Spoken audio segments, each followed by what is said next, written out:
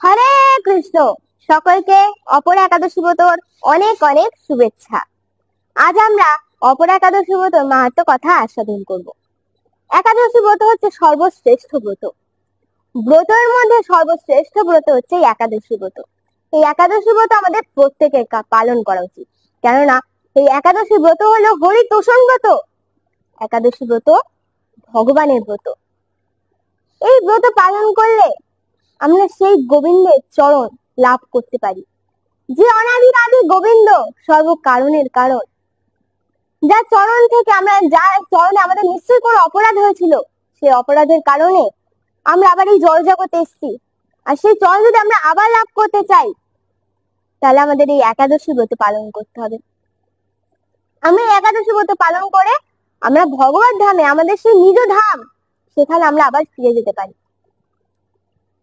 এই একাদশী ব্রতের কুঠারে আমাদের সমস্ত পাপ বিনষ্ট হয়ে যায়। যেমন দাবানলের আগুন যখন বনে লাগে, সেই দাবানলের আগুন ভাবে না যে আমি এই বৃক্ষটিকে পোড়াবো আর ওই বৃক্ষটিকে পোড়াবো না। সেই দাবানলের আগুন সমস্ত বন রাশি, সমস্ত বৃক্ষকে পুড়িয়ে ছারখার করে দেয়। সেরকমই এই একাদশী ব্রত কুঠারে আমাদের সমস্ত পাপ, পুরনো পাপ, নতুন পাপ, সমস্ত পাপ বিনষ্ট হয়ে যেতে পারে। তাই এই একাদশী ব্রত আমাদের প্রত্যেকের পালন করা উচিত। একাদশী ব্রত যেহেতু হরিতোষণ ব্রত, এই ব্রতের দিন আমাদের প্রত্যেকের বেশি বেশি করে ভগবানের নাম জপ করা উচিত, ভগবানের পাঠ শ্রবণ করা উচিত, ভগবানের ভজন কীর্তন করা উচিত। এইভাবে পুরো দিনটাকে ভগবানের প্রতি পুরো নিয়োজিত করে দিতে হবে। ভগবানের সেবা করব, ভগবানকে শৃঙ্গার করব, ভগবানের অভিষেক করাবো, এইভাবে ভগবানের সেবা করবো। আজকে পুরো নিজের দিনটাকে ভগবানের সেবায় লাগিয়ে দেবো। এই একাদশী ব্রতের মাহাত্ম্য কথা আস্বাদন করলে আমাদের একাদশী ব্রতর সমস্ত ফল লাভ হতে পারে। আমরা প্রত্যেকে এই একাদশী ব্রত মনোযোগ সহকারে অন্তর থেকে পালন করব। এই একাদশী ব্রত কিভাবে আসলো সেই কথা আমরা একটু আস্বাদন করে নিই। একদিন ভগবান ভাবলেন যে আমি যমলোকে যাই, গিয়ে দেখি সমস্ত কিছু কুশল আছে তো। ভগবান যমলোকে এসেছে। ভগবান যখন যমলোকে এসেছে, যমরাজ ভগবানের কাছে হাত জোড় করে প্রার্থনা করছে, প্রভু আমি আপনার কি সেবা করতে পারি, আপনি কৃপা করে বলুন। তখন যমরাজ ভগবানের স্তুতি পাঠ করে, ভগবানকে বসতে দেয়, ভগবানকে প্রণাম করে। তা ভগবান বসে রয়েছে। ভগবান যমরাজকে জিজ্ঞাসা করে, যমরাজ সমস্ত কিছু কুশল আছে তো? যমরাজ বলে, হে প্রভু আপনার কৃপায় সমস্ত কিছুই কুশল আছে। হঠাৎ ভগবান দক্ষিণ দিক থেকে এক আর্তনাদের শব্দ পায়। তখন ভগবান যমরাজকে জিজ্ঞাসা করে, হে যমরাজ এই আর্তনাদের শব্দ কোথা থেকে আসছে? তখন যমরাজ বললেন, হে প্রভু যারা এই দুর্লভ মানব জন্ম পেয়ে আপনার সাধন ভজন করে না, তাদের তো এই দুরবস্থা প্রভু, এ তো আপনারই বিধান।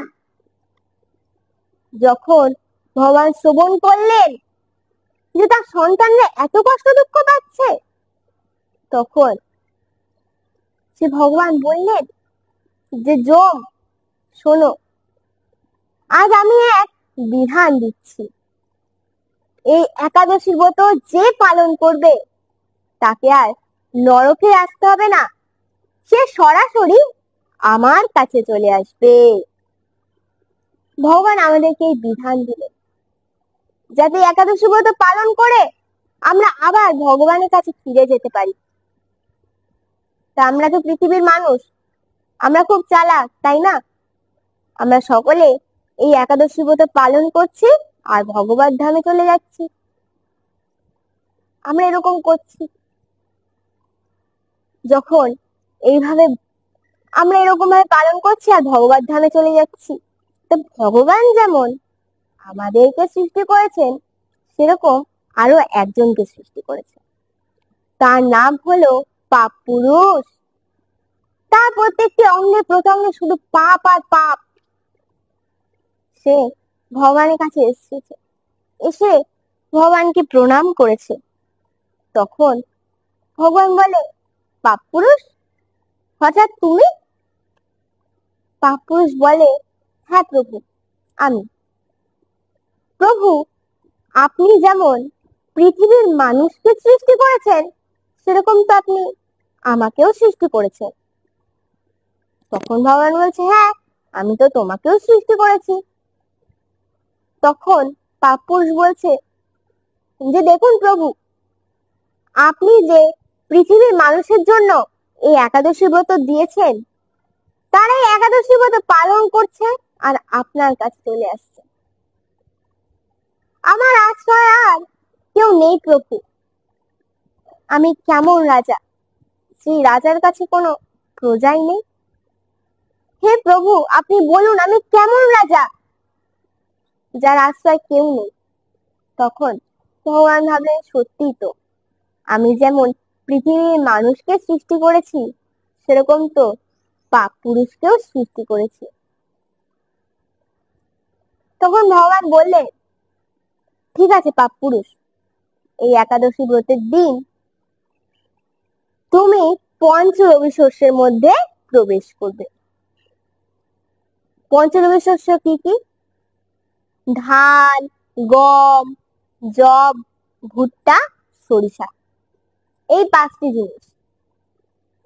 এই পাঁচটি জিনিসের মধ্যে তুমি প্রবেশ করবে এই একাদশী ব্রতের দিন। যে যে পঞ্চরবি শস্য গ্রহণ করবে তারা পাপের আশ্রয় চলে যাবে। ভগবান এই বিধান দিলেন। পঞ্চরবি শস্য ধান, গম, যব, ভুট্টা, সরিষা। ধান থেকে যা যা হয়, ধান থেকে যেমন চাল, ধান, গম থেকে যেমন আটা ময়দা, ধান, গম, যব, যব থেকে যা যা হয়, ধান, গম, যব, ভুট্টা, ভুট্টা থেকে যা যা হয় খাওয়া যাবে না, ধান, গম, যব, ভুট্টা, সরিষা, সরিষার থেকে যেমন সর্ষের তেল, এগুলো আমরা গ্রহণ করব না একাদশী ব্রতের দিন। কেন? এই মধ্যে, এই পঞ্চরবি শস্যের মধ্যে পাপ পুরুষ বিরাজমান। আমরা যদি একাদশী ব্রতের দিন পঞ্চরবি শস্য গ্রহণ করি, তাহলে আমরা পাপের আশ্রয় চলে যাব। তার জন্য আমরা এই একাদশী ব্রতের দিন পঞ্চরবি শস্য গ্রহণ করব না। একাদশী ব্রত 3 ভাবে পালন করা যায়। সেগুলি কি কি? সর্বোত্তম নির্জলা, যে জলও পান করবে না। তারপরে হচ্ছে সজলা, যে জল পান করতে পারবে। আর তারপরে হচ্ছে সফলা, যে আমরা ফল আহার করতে পারবো। ভগবান প্রথমে বললেন নির্জলা, যে যারা নির্জলা পারছো না তারা সজলা করো, আর যারা সজলাও পারছো না তারা সফলা করো। কারণ আমরা কলিযুগের মানুষ,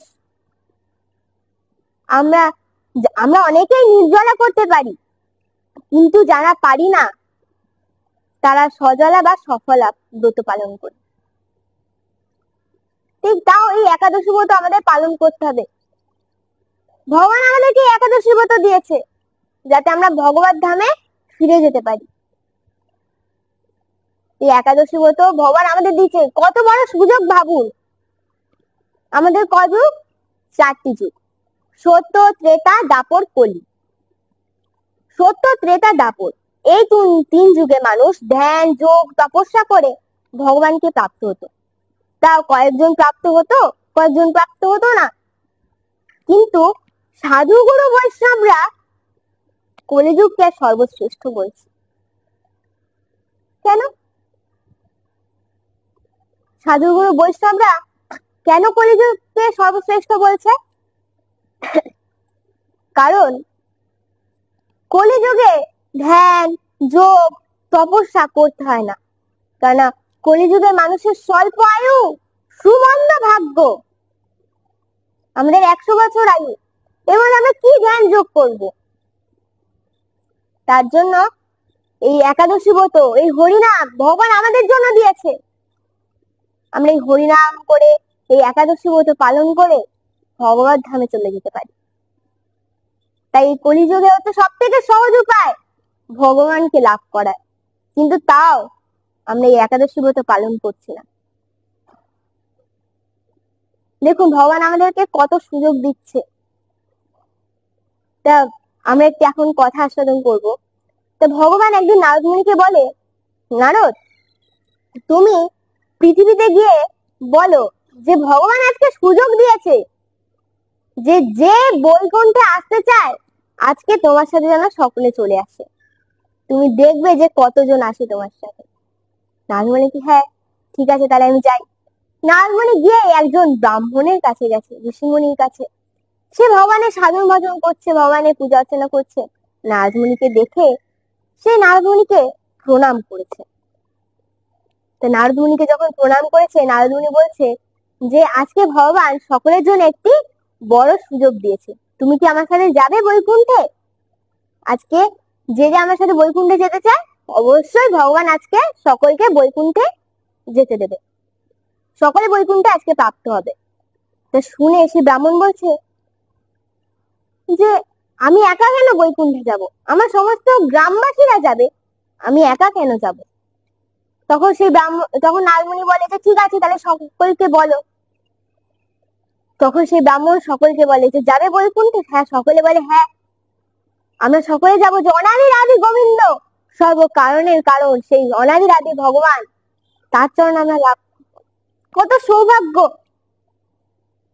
তা নারদ মুনির সঙ্গে সকলে চলে এসেছে, সকলে যাচ্ছে নারদ মুনির সাথে। তো নারদ মুনি যখন যাচ্ছে, যেতে যেতে একটা পাহাড় এসছে। তো সেই পাহাড়টা রূপোর। তো সকলে সেই রূপোর পাহাড় দেখে ভাবছে কি, মা দেখো রূপোর পাহাড়, কয়েকজন ওখানে থেকে যায়। তারপরে আরেকটু এগিয়ে সোনার পাহাড়, সেই সোনার পাহাড়ে সোনা দেখে কয়েকজন সেই সোনা আঁকড়ে ধরে ওখানেই থেকে যায়। আর তারপরে মণিমাণিক্য পাহাড়, সে মণিমাণিক্য দেখে কয়েকজন সে ওখানেই থেকে যায়। আর তারপরে হচ্ছে হীরের পাহাড়, আর ওখানে কয়েকজন থেকে যায়। তখন নারদমুনি যখন বৈকুণ্ঠে গেছে, তখন নারদমুনি যখন পিছনে তাকাচ্ছে দেখছে কেউ নেই, সে ব্রাহ্মণ নেই, ব্রাহ্মণও চলে গেছে। তারপরে আমাদের অবস্থা এখন এরকম হয়েছে, ভগবান আমাদের সুযোগ দিচ্ছে কিন্তু আমরা সেই সুযোগের সৎ ব্যবহার করছি না। ভগবান আমাদের সুযোগ দিচ্ছে যে তোমরা একাদশী ব্রত পালন করো, হরিনাম করো, তোমরা আমাদের কাছে চলে আসো। ভগবান আমাদের এত বড় সুযোগ দিচ্ছে কিন্তু তা আমরা একাদশী ব্রত পালন করছি না। 8 থেকে 80 প্রত্যেকেরই এই একাদশী ব্রত পালনীয়। একাদশী ব্রত না পালন করলে কি হবে আমাদের? একাদশী ব্রত তাই আমাদের প্রত্যেকের পালন করা উচিত। আমরা প্রত্যেকে একাদশী ব্রত মনোযোগ সহকারে পালন করব। এখন আমরা অপর একাদশী ব্রতর মাহাত্ম্য কথা আস্বাদন করব। তা চলুন একাদশী ব্রতের মাহাত্ম্য কথা আমরা এখন আস্বাদন করি। অপর একাদশী ব্রত। মহারাজ যুধিষ্ঠির শ্রীকৃষ্ণকে বললেন, হে কৃষ্ণ, জ্যৈষ্ঠ মাসের কৃষ্ণপক্ষিয়া একাদশীর নাম কি এবং তার মাহাত্ম্যই বা কি? আমি শুনতে ইচ্ছা করি, আপনি অনুগ্রহ করে তা বর্ণনা করুন। শ্রীকৃষ্ণ বললেন, হে মহারাজ, মানুষের মঙ্গলের জন্য আপনি খুব ভালো প্রশ্ন করেছেন। বহু পুণ্য প্রদানকারী, মহাপাপ বিনাশকারী ও পুত্র দানকারী এই একাদশী অপরা নামে খ্যাত। এই ব্রত পালনকারী ব্যক্তি জগতে প্রসিদ্ধি লাভ করে। ব্রহ্ম হত্যা, গো হত্যা, ভ্রূণ হত্যা, পরনিন্দা, পরস্ত্রীগমন, মিথ্যা ভাষণ প্রভৃতি গুরুতর পাপ এই ব্রত পালনে নষ্ট হয়ে যায়।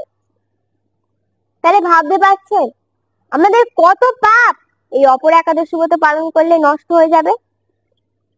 যারা মিথ্যা সাক্ষ্য দান করে, ওজন বিষয়ে ছলনা করে, শাস্ত্রের মিথ্যা ব্যাখ্যা প্রদান করে, জ্যোতিষের মিথ্যা গণনা ও মিথ্যা চিকিৎসায় রত থাকে, তারা সকলেই নরক যাতনা ভোগ করে। এই সমস্ত ব্যক্তিরাও যদি এই ব্রত পালন করে তবে তারা সমস্ত পাপ থেকে মুক্ত হয়। ক্ষত্রিয় যদি স্বধর্ম ত্যাগ করে যুদ্ধক্ষেত্র থেকে পালিয়ে যায় তবে সে ঘোরতর নরকগামী হয়, কিন্তু সেও এই ব্রত পালনে মুক্ত হয়ে স্বর্গগতি লাভ করতে পারে। কত সুন্দর, আমাদের কত সৌভাগ্য, আমরা এই একাদশী ব্রত পালন করে আমরা ভগবত ধামে চলে যেতে পারবো, আমাদের কত পাপ থেকে আমরা মুক্ত হতে পারবো। মকর রাশিতে সূর্য অবস্থান কালে মাঘ মাসে প্রয়াগ স্নানে যে ফল লাভ হয়, শিবরাত্রিতে কাশীধামে উপবাস করলে যে পুণ্য হয়, গয়া ধামে বিষ্ণু পাদপদ্মে পিণ্ডদানে যে ফল পাওয়া যায়, সিংহ রাশিতে বৃহস্পতির অবস্থানে গৌতমী নদীতে স্নানে, কুম্ভে কেদারনাথের দর্শনে, বদ্রিকাশ্রম যাত্রায় ও বদ্রী নারায়ণ সেবায়, সূর্যগ্রহণে কুরুক্ষেত্রে স্নানে, হাতি ঘোড়া স্বর্ণ দানে এবং দক্ষিণা সহ যজ্ঞ সম্পাদনে যে ফল লাভ হয়, এই ব্রত পালন করলে অনায়াসে সেই সকল ফল লাভ হয়ে থাকে। এই অপরা ব্রত পাপরূপ বৃক্ষের কুঠার স্বরূপ। পাপরূপ কাষ্ঠের দাবাগ্নির মতো পাপরূপ অন্ধকারের সূর্য সদৃশ্য এবং পাপ হস্তির সিংহ স্বরূপ। এই ব্রত পালন না করে যে ব্যক্তি জীবন ধারণ করে জলে বুদবুদের মতো, তাদের জন্ম মৃত্যুই কেবল সার হয়। অপর একাদশীতে উপবাস করে বিষ্ণু পূজা করলে সহস্র গোদানের ফল লাভ হয়। ব্রহ্মাণ্ড পুরাণে এই ব্রত মাহাত্ম্য বর্ণনা করা হয়েছে। জয় আমরা একাদশী ব্রত মাহাত্ম্যের কথা কি জয়। তা আজকে আমরা একাদশী ব্রতর মাহাত্ম্য কথা আস্বাদন করলাম।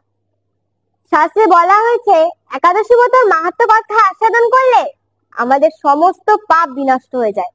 আর একাদশী ব্রতের দিন আমরা মাহাত্ম্য কথা আস্বাদন করলে আমাদের একাদশী ব্রতর সম্পূর্ণ ফল আমরা লাভ করতে পারি। এই একাদশী ব্রত আমাদের প্রত্যেকের মনোযোগ সহকারে পালন করা উচিত। আর একাদশী ব্রত তিথির দিন আমরা প্রত্যেকে বেশি বেশি করে জপ করব, সাধু সঙ্গ করব, ভগবানের সেবায় পুরো নিজের দিনটাকে নিয়োজিত করব। আর এই একাদশী ব্রতের দিন একটি ভজন আছে, হরি বাসরের গীত। এই গীত করলে অতি উত্তম। এই গীত আমরা এখন শ্রবণ করব। এই গীত আপনারাও আমার সাথে করুন। এটি হচ্ছে বৈষ্ণব বন্দনা।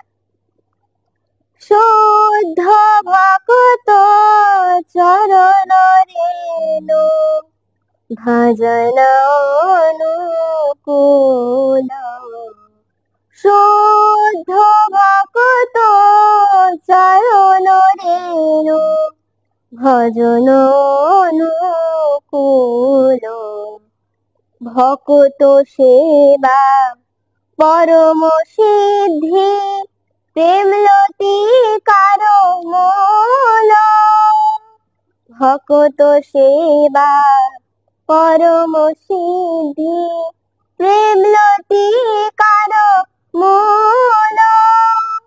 আমরা যদি ভক্তের সেবা করি, সেই সেবা হচ্ছে প্রেম লতিকার মূল, তাহলে আমরা সেই ভগবানের প্রেম লাভ করতে পারবো।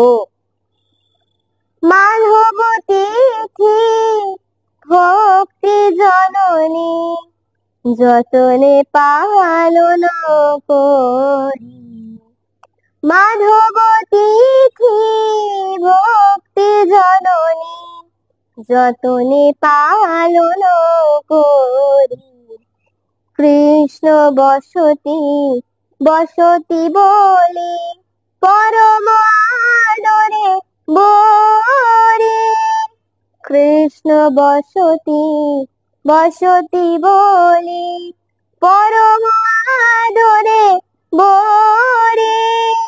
মাধব তিথি, মাধব তিথি মানে একাদশী ব্রত। এই একাদশী ব্রত পালন করলে আমাদের সমস্ত পাপ বিনষ্ট হয়ে যেতে পারে। এই একাদশী ব্রত আমাদের প্রত্যেকের মনোযোগ সহকারে আনন্দের সহিত আমাদের প্রত্যেকের পালন করা উচিত। গৌর আমার যে সব স্থানে করিল ভ্রমণ রঙ্গে, গৌর আমার যে সব স্থানে করিল ভ্রমণ রঙ্গে, সেসব স্থান হেরিব আমি প্রণয় ভাকত সঙ্গে। সেসব স্থান হেরিব আমি প্রণয় ভাকত সঙ্গে।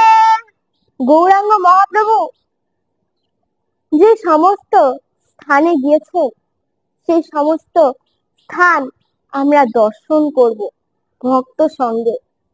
যখন আমরা ভক্ত সঙ্গে সেই সমস্ত স্থান দর্শন করব, তখন সেই স্থান আমরা দর্শন করব এবং তার মাহাত্ম্য কথা আস্বাদন করব, পরম আনন্দ।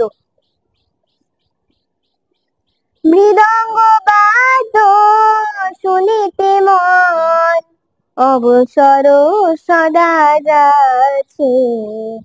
মৃদঙ্গ বাদ্য শুনিতে মন অবসর সদা যাচ্ছে। গৌর বিহিত কীর্তন শুনি আনন্দের হৃদয় নাচে। গৌর বিহিত কীর্তন শুনি আনন্দের হৃদয় নাচে। যখন আমরা ভগবানের ভজন কীর্তন আস্বাদন করব, তখন আমাদের মনে আলাদা আনন্দ হবে, আমাদের হৃদয় আনন্দে নৃত্য করবে। যুগল মূর্তি দেখিয়া মোর পরম আনন্দ হয়। যুগল মূর্তি দেখিয়া মোর পরম আনন্দ হয়।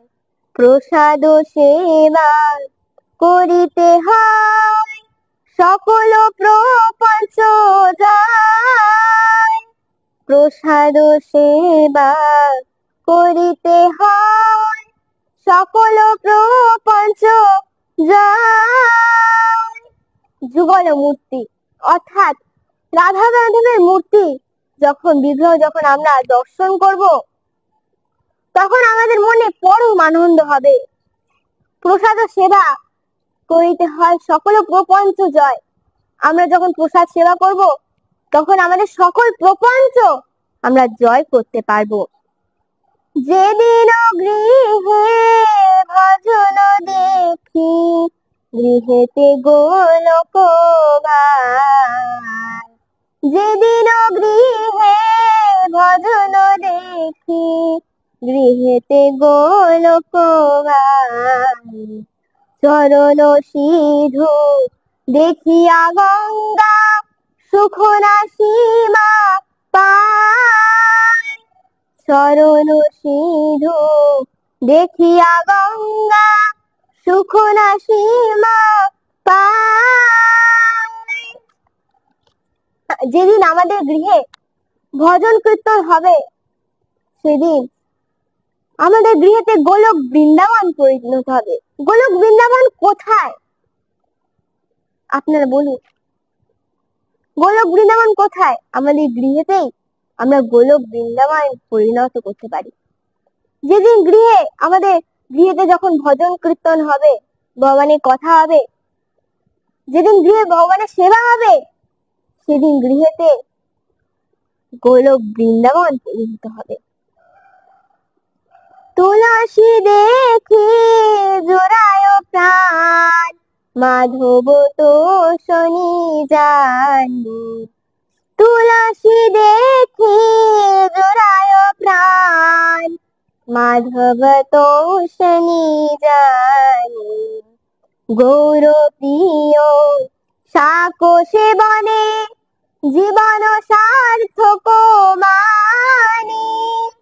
গৌর প্রিয় শাক সেবনে জীবন সার্থক মানি। তুলসী দেবীকে দেখলে আমাদের মন প্রাণ জুড়িয়ে যায়, কারণ আমরা সকলে জানি তুলসী দেবী হলো মাধব তোষণী, ভগবানের অতি প্রিয়। তুলসী দেবীর সেবা আমাদের প্রত্যেকে করা উচিত, কেননা তুলসী দেবী হলো ভক্তির দেবী। তাকে আমরা জল দান করব, তার সেবা করব, তাকে আজকে রোপণ করব, তাকে এইভাবে সেবা করব। আমরা বৃন্দা দেবীর কাছে প্রার্থনা করতে হবে, হে বৃন্দা দেবী, আপনি তো ভক্তির দেবী, আপনি কৃপা করে আমাকে কৃষ্ণ ভক্তি দিন, যাতে আমরা ভগবানের সেবা করতে পারি, ভগবানের ভজন করতে পারি। গৌর প্রিয় শাক সেবনে জীবন সার্থক মানে। গৌরাঙ্গ মহাপ্রভু প্রিয় শাক সেবনে, গৌরাঙ্গ মহাপ্রভু প্রিয় মোচা, কচু শাক, এই সমস্ত রন্ধন যখন আমরা ভগবানকে নিবেদন করব, সেই প্রসাদ গ্রহণে আমাদের জীবন আমরা সার্থক মানি। ভক্তি বিনা কৃষ্ণ ভজনে অনুকূল পায় যাহা। ভক্তি বিনা কৃষ্ণ ভজনে অনুকূল পায় যাহা। প্রতি দিবসে পরম সুখে স্বীকার করো তাহা। প্রতি দিবসে পরম সুখে স্বীকার করো তাহা। প্রতি দিবসে আমাদের সমস্ত কিছু স্বীকার করতে হবে। আমরা প্রতিদিন ভগবানের সেবা করব, ভগবানকে অভিষেক করাবো, ভগবানকে অর্চন করাবো, ভগবানকে ভোগ নিবেদন করব। এইভাবে প্রতিদিন আমাদের ভগবানের সেবা করতে হবে। এই সমস্ত কিছু আমাদের করতে হবে, এই সমস্ত কিছু আমরা স্বীকার করব। এইভাবে আমাদের পুরো একাদশী ব্রতটা আমাদের উদযাপন করতে হবে। আর আপনারা প্রত্যেকেই জানেন যে আজকে জগন্নাথ মন্দিরে একাদশী ব্রতর অনুষ্ঠান হবে, তাই আপনাদের প্রত্যেকের আমন্ত্রণ রইল। আপনারা প্রত্যেকে আসার চেষ্টা করবেন, আর যারা আসতে পারবেন না তারা সন্ধ্যাবেলা থেকে লাইভে থাকবেন, আপনারা সমস্ত কিছু দর্শন করতে পারবেন। এইভাবে আমাদের দিনটাকে আমরা এইভাবে উদযাপন করব। আর আমাদের কিন্তু অবশ্যই এই কথাটা আমাদের প্রত্যেকের মনে রাখা উচিত যে একাদশী ব্রতের দিন আমরা বেশি বেশি করে জপ করব, হরিনাম মহামন্ত্র জপ করব। এই হরিনাম জপ করলে আমাদের সমস্ত পাপ থেকে আমরা মুক্ত হতে পারি, আমরা ভগবানকে স্মরণ করব। শ্রীল প্রভুপাদে আমরা একটা কথা জানতে পারি, যখন ইস্কনের মন্দির তৈরি হচ্ছে তখন শ্রীল প্রভুপাদ সেখানে গেছে, গিয়ে দেখছে সমস্ত কাজ ঠিকঠাক হচ্ছে। তো সমস্ত কিছু প্রভুপাদ দেখছে যে হ্যাঁ, কাজ বাজ ঠিক হচ্ছে। তা একজন মুসলিম ব্যক্তি শ্রীল প্রভুপাদের কাছে আসে।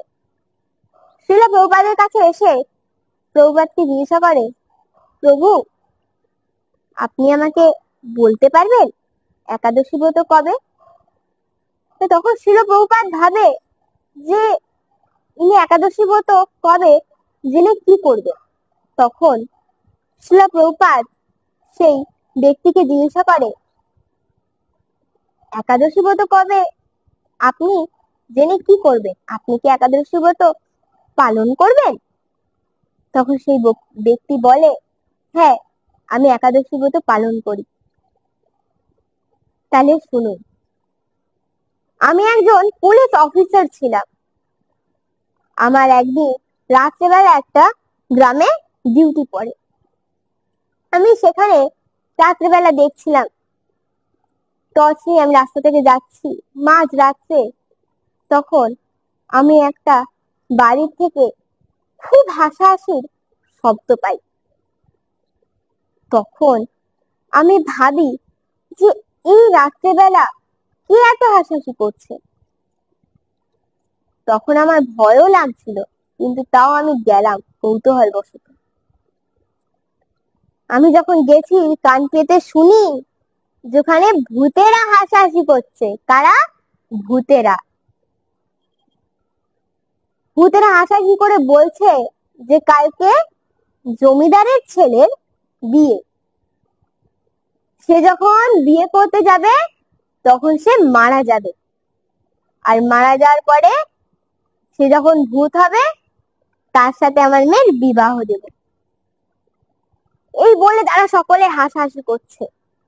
তখন সে ব্যক্তি বলছে যে, তখন আমি বললাম, সত্যি কি কালকে এটা হবে? ঠিক আছে, কালকে আমি দেখবো। তো পরের দিন সেই ভূতেদের কথা মতনই সেই জমিদারের ছেলে বিয়ে করতে যাওয়ার সময় মারা যায়। তখন সেই ব্যক্তি বলছে যে আমি ভাবি যে তাহলে আজকে রাত্রেবেলা ভূতের বিয়ে হবে, আমি তাহলে ভূতের বিয়ে দেখতে যাব। তো সেই রাত্রেবেলা আমি আবার ওই রাস্তা থেকেই যাচ্ছিলাম, কিন্তু তখন আমি কান্নাকাটির শব্দ পাই। আমি ভাবি যে ভূতেরা কি বিয়েতে কান্নাকাটি করে নাকি? আমার তখন খুব ভয়ও লাগছিল, কিন্তু আমার মনে কৌতূহল জাগে যে ভূতেদের বিয়ে কেমন হয়। আমার মনে এরকম কৌতূহল জাগে। তখন আমি সেখানে যাই, গিয়ে ভয়ে ভয়ে কান পাতি। কান পেতে শুনি সে ভূতেরা বলছে যে হায় হায় রে, এ কি হলো? জমিদারের ছেলেকে একাদশীর দিনই মরতে হলো। ও বিয়ে করার জন্য সারাদিন উপোস ছিল, আর উপোস থাকার ফলে ওর একাদশী ব্রত পালন হয়ে গেছে অজান্তে, আর ও ভগবত ধাম প্রাপ্ত হয়ে গেল। হায় হায় রে, এবার আমার মেয়ে কি হবে? এই বলে তারা কান্নাকাটি করছে। তখন সেই ব্যক্তি বলছে, তখন আমি বুঝতে পারি যে একাদশী ব্রতর কত মাহাত্ম্য। একাদশী ব্রত পালন করলে সে জানতো না যে সে একাদশী ব্রত পালন করছে, অজান্তেই তার একাদশী ব্রত পালন হয়ে গেছে, কিন্তু তাও সে ভগবত ধাম প্রাপ্ত হয়েছে। তাই সেই থেকেই আমি এই একাদশী ব্রত পালন করি। যখন শ্রীল প্রভুপাদ এই কথা বলে, তাহলে বুঝতে পারছেন তো একাদশী ব্রত কত মাহাত্ম্য। সে অজান্তে একাদশী ব্রত পালন করেছে, কিন্তু তাও সে ভগবত ধাম প্রাপ্ত হয়েছে। এই একাদশী ব্রত আমাদের প্রত্যেকের পালন করা উচিত, কারণ একাদশী ব্রত হলো সর্বশ্রেষ্ঠ ব্রত। এই একাদশী ব্রত আমরা প্রত্যেকে পালন করব। একজন পঞ্চবর্ষীয় বালক, তার নাম ভদ্রশীল। সেই ভদ্রশীল ছোটবেলার থেকে একাদশীর কথা সকলের কাছে প্রচার করত। সকলকে বলতো, আপনারা এই একাদশী ব্রত পালন করুন। এই একাদশী ব্রত হলো সর্বশ্রেষ্ঠ ব্রত। একাদশী ব্রত হরিতোষণ ব্রত। এইভাবে সে একাদশী ব্রত কথা প্রচার করত। তো তার পিতা ভাবে যে ওকে এই একাদশী ব্রত কথা কে বললো। স্বাভাবিক এই প্রশ্নটা মনে জাগবে, ওকে একাদশী ব্রতের কথা কে বললো। তা একদিন সেই ভদ্রশীলের পিতা ভদ্রশীলের কাছে আসে, এসে জিজ্ঞাসা করে, পুত্র, তোমাকে এই একাদশী ব্রত সম্বন্ধে এত কথা কে বললো? ভদ্রশীল বলে, পিতা, আমি যমলোক থেকে সমস্ত কথা জেনে এসেছি। তখন ভদ্রশীলের পিতা বলে যে তুমি এ কি বলছো? তুমি তো আমার কাছেই ছিলে, তাহলে তুমি যমলোকে কবে গেলে? তো সেই পঞ্চবর্ষীয় বালক বলছে যে পিতা, তাহলে শুনুন, আমি আগের জন্মে ধর্মকীর্তি রাজা ছিলাম, চন্দ্রবংশীয় রাজা। আমার গুরুদেব ছিল ভগবান দত্তাদেব। আমি ছোটবেলায় ভগবানের খুব সাধন ভজন করতাম, কিন্তু আমি বড় হওয়ার ফলে, আমি যখন বড় হই তখন দুঃসঙ্গের ফলে আমি ভগবান ভক্তি ছেড়ে দিই। আমি ভগবানের সাধন ভজন করি না। তা একদিন আমি মৃগয়ায় যাই। যখন আমি মৃগয়ায় গেছি, হরিণের পিছনে ছুটতে ছুটতে আমি তৃষ্ণার্ত হয়ে পড়ি। তা আমার খুব জল পিপাসা পায়। আমি জল খুঁজতে খুঁজতে একটি জলাশয় পাই। সেই জলাশয়ের কাছে এসে আমি জল পান করি। আর যখন জল পান করেছি, আশেপাশে দেখছি যে কেউ নেই, আমি একা। আমি গভীর বনে হারিয়ে গেছি। যখন আমি এরকম বুঝতে পারি, আমি তখন কি করব? তখন দেখি সেই নদীর পাশ থেকে কয়েকজন সাধুগুরু বৈষ্ণব যাচ্ছে। আমি তাদের কাছে গেলাম, তাদেরকে বললাম যে আপনারা এই গভীর বনে কি করছে? তখন তারা বলে যে আজকে একাদশী ব্রত, তা আমরা এই একাদশী ব্রত পালন করছি, আপনিও আমাদের সাথে এই ব্রত পালন করুন। তারা সারাদিন ভগবানের সাধন ভজন করেছে, ভগবানের কথা আস্বাদন করেছে, আর নির্জলে উপবাস ছিল তারা। তো যথারীতি রাজা যেহেতু ক্লান্ত পরিশ্রান্ত ছিল, ভদ্রশীল বলছে যেহেতু আমি খুব ক্লান্ত পরিশ্রান্ত ছিলাম, পরের দিন এই একাদশী ব্রত পালন করে আমি পরের দিন দেহ ত্যাগ করি। যখন আমি মৃত্যুবরণ করি তখন দেখছি আমাকে সমস্ত যমদূতরা নিতে এসছে। তারা আমাকে টানতে টানতে নিয়ে যাচ্ছে।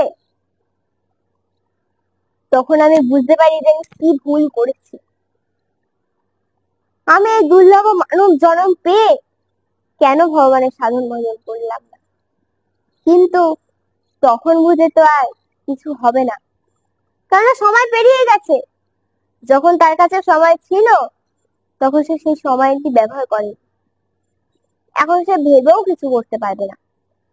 সেই যমদূতরা তাকে যমরাজের সামনে এনেছে। যখন যমরাজের সামনে এনেছে, যমরাজ ক্রুদ্ধ ভাবে চিত্রগুপ্তকে বলছে, চিত্রগুপ্তর খাতা খোলো। চিত্রগুপ্ত খাতা খুলেছে। খাতা খুলে বলছে, হে যমরাজ, ওর পাপ আর পাপ, অনেক পাপ করেছে। বলতে বলতে হঠাৎ চিত্রগুপ্ত কিন্তু বলে। তখন যমরাজ বলছে, চিত্রগুপ্ত, হঠাৎ তুমি আবার কিন্তু কেন বললে? তখন চিত্রগুপ্ত বলছে, প্রভু, ও একটা একাদশী ব্রত পালন করেছে। শুনে যমরাজ ভয় কাঁপতে কাঁপতে মাটিতে পড়ে গেছে যে চিত্রগুপ্ত, তুমি কি বলছো?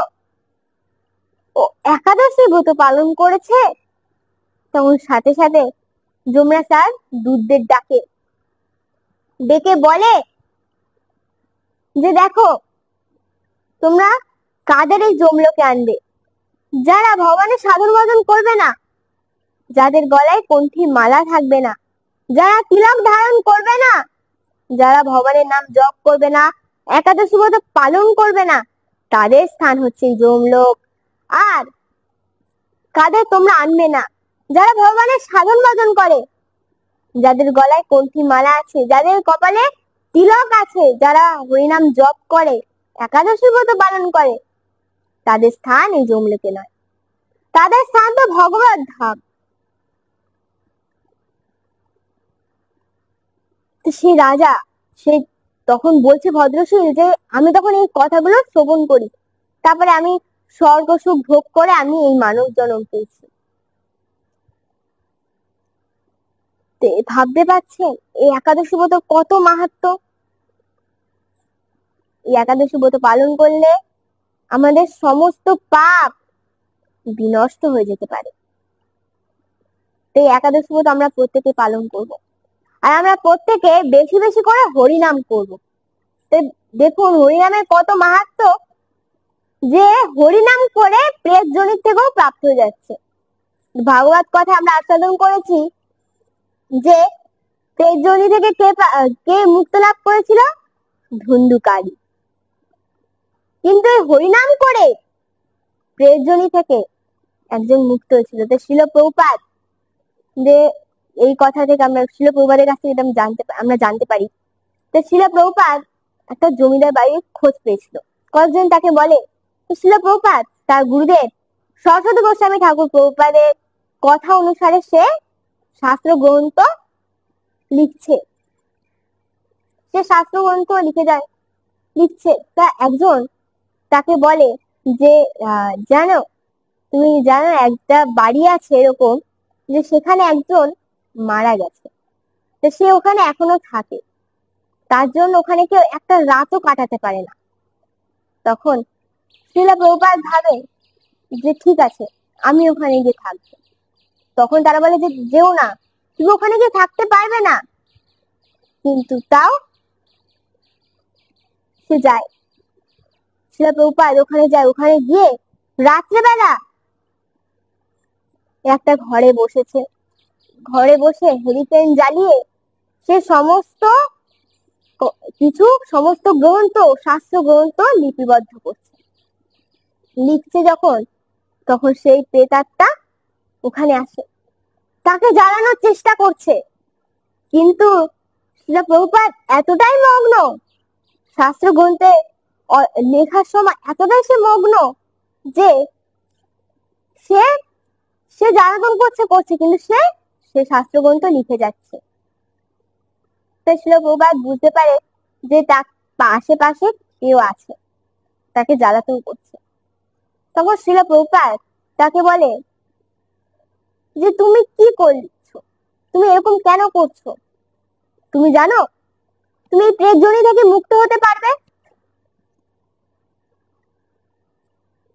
তুমি এই প্রেত জনি থেকে মুক্ত হতে পারবে, তুমি আমার সাথে হরিনাম উচ্চারণ করো। তখন শ্রীল প্রভুপাদ বলে, হরে কৃষ্ণ কৃষ্ণ কৃষ্ণ হরে হরে, হরে রাম রাম রাম হরে হরে। এই হরিনাম করো। কিন্তু শ্রীল প্রভুপাদ তখন বুঝতে পারে যে সে কথা বলতে পারে না। তখন শ্রীল প্রভুপাদ বলে, তুমি তো কথা বলতে পারো না, আমি হরিনাম করছি, তুমি মন প্রাণ দিয়ে হরিনাম আস্বাদন করো। তখন শ্রীল প্রভুপাদ বলতে থাকে, হরে কৃষ্ণ কৃষ্ণ কৃষ্ণ হরে হরে, হরে রাম রাম রাম হরে হরে, হরে কৃষ্ণ কৃষ্ণ কৃষ্ণ হরে হরে, হরে রাম রাম রাম হরে হরে, হরে কৃষ্ণ কৃষ্ণ কৃষ্ণ হরে হরে, হরে রাম রাম রাম হরে হরে। যখন শ্রীল প্রভুপাদ এইভাবে তাকে শ্রবণ করিয়েছে, তো সেই প্রেতাত্মা কথা বলছে। সে একজন জমিদার ছিল। সে তার রূপে এসে শ্রীল প্রভুপাদকে প্রণাম করে এবং বলে, আপনার কৃপায় আজকে আমি এই প্রেত রূপ থেকে আমি এখন মুক্তি লাভ করেছি, আপনাকে আমার অনেক অনেক ধন্যবাদ রইল। তাহলে বুঝতে পারছেন আপনারা যে এই হরিনামের এই একাদশী ব্রত কত মাহাত্ম্য। তাই আমরা প্রত্যেকে বেশি বেশি করে হরিনাম করব, একাদশী ব্রত পালন করব, এইভাবে পুরো দিনটাকে আমরা উদযাপন করব। তা আজকে লাইভটিকে আমরা এখানেই বিশ্রাম রাখছি। আর যারা আজকে জগন্নাথ মন্দিরে আসতে পারবেন না, তারা অবশ্যই সন্ধ্যা 6টার থেকে আপনারা লাইভে থাকবেন। তাই আজকে আমরা লাইভটিকে আমরা এখানেই বিশ্রাম রাখছি। হরে কৃষ্ণ হরি বল, জয় জগন্নাথ কি জয়, জয় একাদশী ব্রত কি জয়, হরে কৃষ্ণ হরি বল।